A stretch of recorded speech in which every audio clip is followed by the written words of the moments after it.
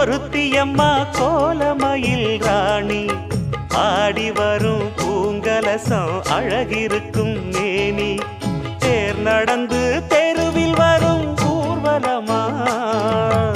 ஊருலகில் அவளை போல பேர் வருமா